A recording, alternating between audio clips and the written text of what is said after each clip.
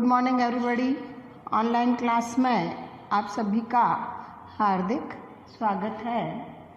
आज हम पढ़ेंगे अध्याय 2 व्यावसायिक संगठन के विभिन्न स्वरूप के अंतर्गत साझेदारों एवं साझेदारी के प्रकारों के बारे में।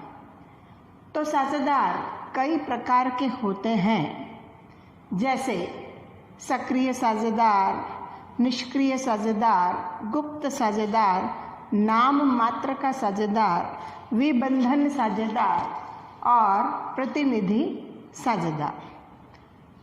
तो सबसे पहले हम जानते हैं कि सक्रिय साझेदार क्या होता है। सक्रिय साझेदार जैसा कि नाम से स्पष्ट है, सक्रिय यानी कार्य करने वाला, जो हमेशा सक्रिय रहता है, यानी यह व्यवसाय में पूंजी लगाता है, प्रबंध में भाग लेता है, लाभ हानि में भागीदार होता है, यानी लाभ हानि का विभाजन किया जाता है और इसका दायित्व जो है वह असीमित होता है। यानी सक्रिय साझेदार ऐसा साझेदार होता है जो साझेदारी व्यवसाय में पूंजी लगाता है, प्रबंध में भाग लेता है, लाभ हानि में उसका हिस्सा होता है और उसका दायित्व जो होता है वह असीमित होता है। यानी फर्म में होने वाले दायित्वों का भुगतान करने के लिए उसे अपनी निजी संपत्ति भी बेचनी पड़ सकती है अगर उसकी व्यावसायिक संपत्ति कम पड़ती है तो। है निष्क्रिय या सुप्त साझेदार। जैसा कि नाम से स्पष्ट है, निष्क्रिय यानी जो सक्रिय नहीं रहता है, यानी जो कार्य नहीं करता है, वह निष्क्रिय या सुप्त साझेदार कहलाता है। यानी ऐसा साझेदार जो व्यवसाय में पूंजी तो लगाता है परंतु प्रबंध में किसी भी प्रकार का भाग नहीं लेता है।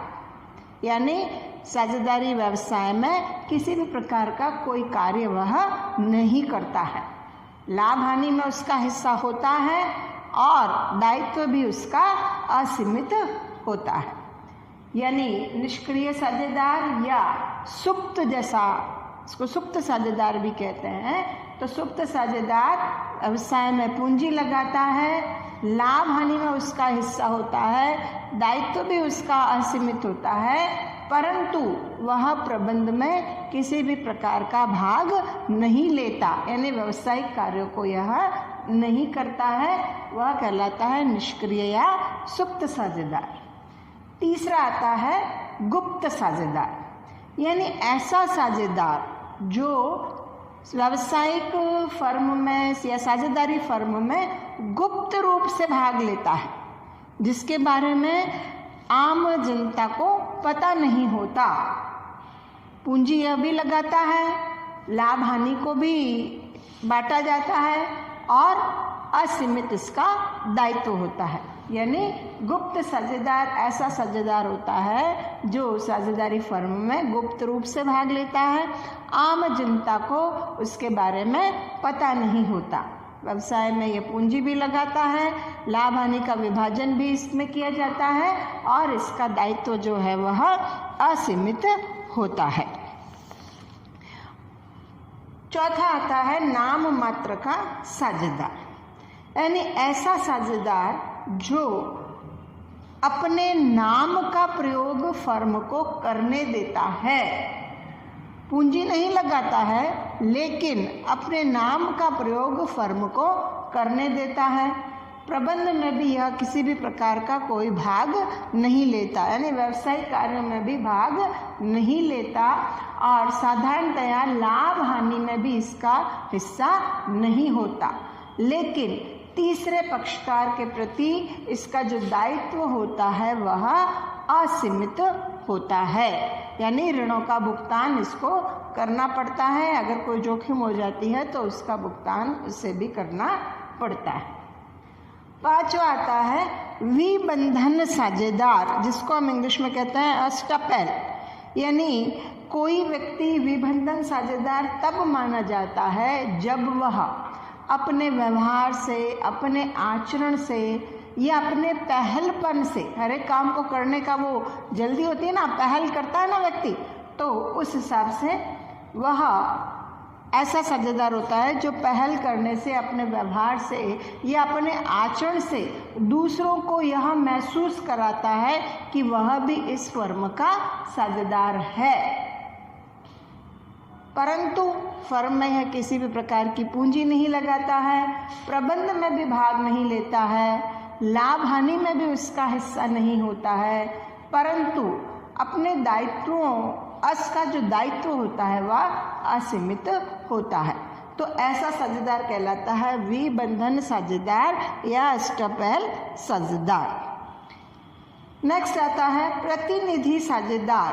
प्रतिनिधि यानी होल्डिंग आउट साझेदार, जो ऐसा व्यक्ति होता है जो जानबूझकर अपने नाम का प्रयोग फर्म में करने देता है अथवा अपने आप को फर्म का प्रतिनिधि मानता है, तो वह कहलाता है प्रतिनिधि साझेदार। फर्म में यह भी किसी भी प्रकार की पूंजी नहीं लगाता, प्रबंध में भाग नहीं लेता है, लाभ हानि का भी विभाजन इसमें नहीं किया जाता है, परंतु अगर वह अपने दायित्वों को नकारता नहीं है तो उसे जो भी जोखिम होती है तो तीसरे पक्षकार के प्रति उसे भुगतान करना पड़ता है, क्योंकि उसने अपने दायित्वों को नकारा नहीं है। तो इस प्रकार से ये 6 साझेदारों के प्रकार हैं: सक्रिय साझेदार, निष्क्रिय या सुप्त साझेदार, गुप्त साझेदार, नाम मात्र का साझेदार, विबंधन साझेदार और प्रतिनिधित्व साझेदार। एक और होता है अवयस्क साझेदार। अवयस्क यानी जो वयस्क नहीं होता, यानी 18 साल से कम उम्र का होता है, जिसे अनुबंध के तहत सिर्फ लाभों में हिस्सा दिया जाता है, हानि में नहीं। यानी ऐसा तब होता है जब कोई, मान लीजिए साझेदार हैं और किसी साझेदार की अचानक मृत्यु हो जाती है और उसका पुत्र अभी छोटा है, तो सभी साझेदार मिलजुल कर आपसी सहमति से उनके पुत्र को साझेदार बनाते हैं। चूंकि वह छोटा है, अवयस्क है, तो वह सिर्फ लाभों में उसे हिस्सा प्रदान किया जाएगा। किसी भी प्रकार की हानि होने पर या दायित्व में उसका किसी भी प्रकार का कोई भाग नहीं होता, तो ऐसा कहलाता है अवयस्क साझेदार। नेक्स्ट है अपने साझेदारी के प्रकार। साझेदारी के प्रकार, साझेदारी को हम 2 आधारों पर वर्गीकृत कर सकते हैं। पहला है अवधि के आधार पर और दूसरा है देयता के आधार पर। अवधि यानी समय, कि समय के आधार पर हम साझेदारी को 2 भागों में बांट सकते हैं। पहला ऐच्छिक साझेदारी और दूसरा विशिष्ट साझेदारी। ऐच्छिक साझेदारी से आशय ऐसी साझेदारी से है जो साझेदारों की इच्छा पर हो, मतलब जो साझेदारों की इच्छा से जिस साझेदारी की रचना होती है उसे कहते हैं ऐच्छिक साझेदारी। इसमें साझेदारी उस समय तक चलती है जब तक साझेदार साझेदारी में व्यवसाय करना चाहते हैं। जैसे ही उनको लगता है कि नहीं, अब हम साझेदारी में बिजनेस नहीं कर सकते, तो किसी भी साझेदार के नोटिस देने पर साझेदारी समाप्त हो जाती है। यानी ऐच्छिक साझेदारी से आशय ऐसी साझेदारी से है जिसका निर्माण साझेदारों की इच्छा से होता है और उस समय तक चलता है जब तक साझेदार चाहते हैं। अगर साझेदारों के बीच में किसी प्रकार का कोई मनमुटाव हो जाता है या कोई, हम कह सकते हैं कि लड़ाई झगड़ा हो जाता है या आगे बिजनेस करना नहीं चाहते, तो किसी भी 1 या 2 साझेदार के नोटिस देने पर साझेदारी समाप्त हो जाती है। ऐसी साझेदारी ऐच्छिक साझेदारी कहलाती है। दूसरा आता है विशिष्ट साझेदारी। विशिष्ट, जैसा कि नाम से स्पष्ट है, विशिष्ट यानी कोई विशेष कार्य या विशेष समय।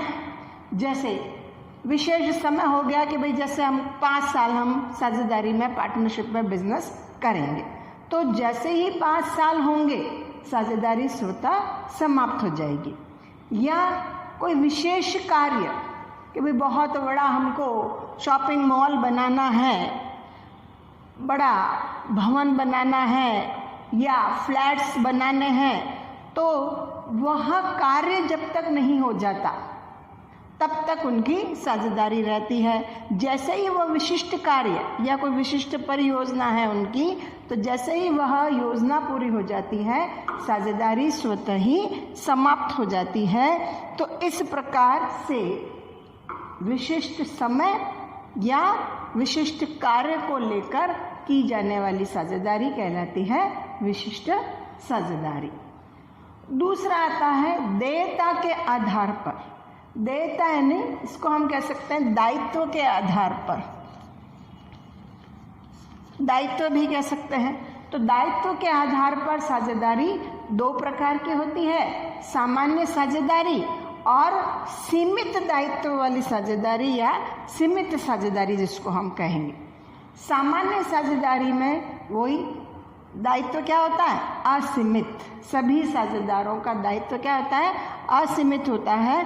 और जब 2 या 2 से अधिक व्यक्ति मिलकर, 2 या 2 से अधिक व्यक्ति, अधिकतम कितने, 50 व्यक्ति, ये है आपके, अपन ने पढ़ा था पहले भी, कंपनी विविध कानून नियम 2014 के तहत। इससे पहले जो कंपनी अधिनियम 1956 था, उसमें कम से कम सामान्य साझेदारी में 2 सदस्य होते थे और अधिकतम 20 सदस्य होते थे।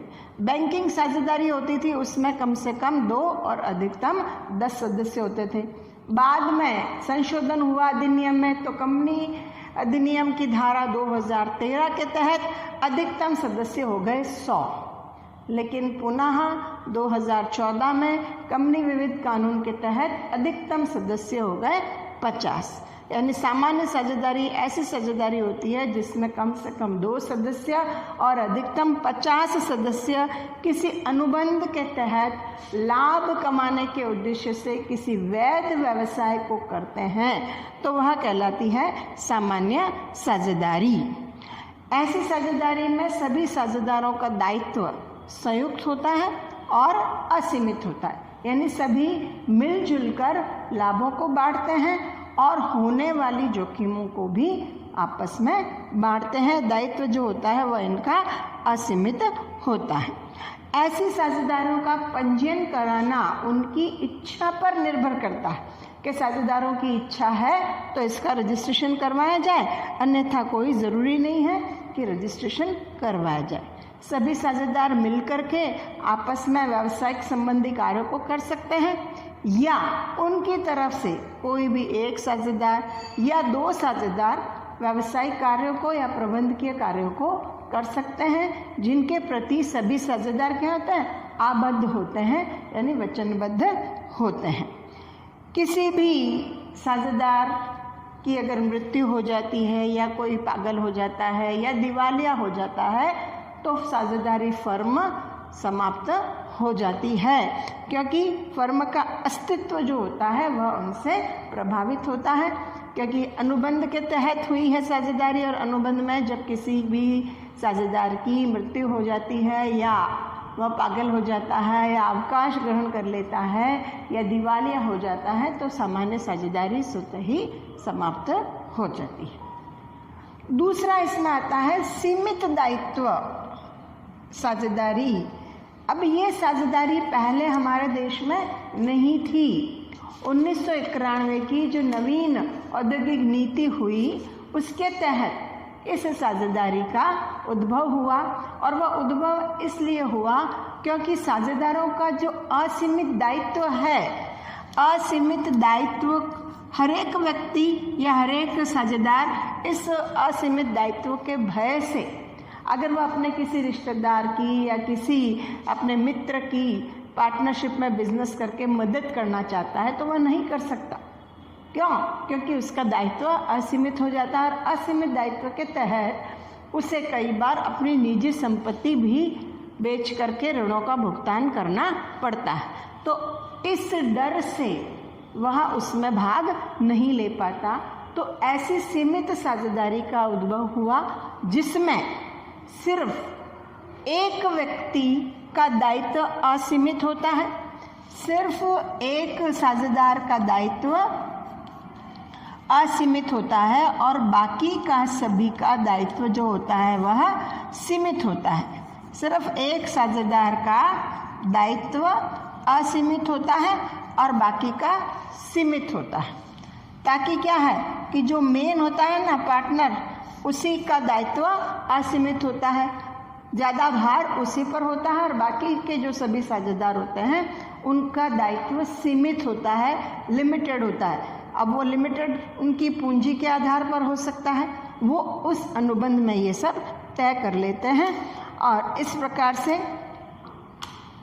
ऐसी साझेदारी में अगर कोई साझेदार पागल हो जाता है, दिवालिया हो जाता है, तो उसके अस्तित्व पर फर्क नहीं पड़ता। और जो सीमित दायित्व वाले साझेदार हैं उनके कार्यों से सभी साझेदार आबद्ध भी नहीं होते।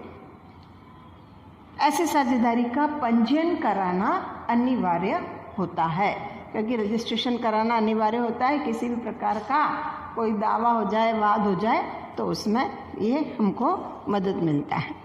तो इस प्रकार से साझेदारी जो है मुख्य 4 प्रकार की है: ऐच्छिक साझेदारी, विशिष्ट साझेदारी, सामान्य साझेदारी और सीमित साझेदारी या सीमित दायित्व वाली साझेदारी। तो इससे रिलेटेड आपको शॉर्ट क्वेश्चन सारे जो हैं वो करने हैं। अगले नेक्स्ट टॉपिक में हम पढ़ेंगे साझेदारी संलेख के बारे में। ओके।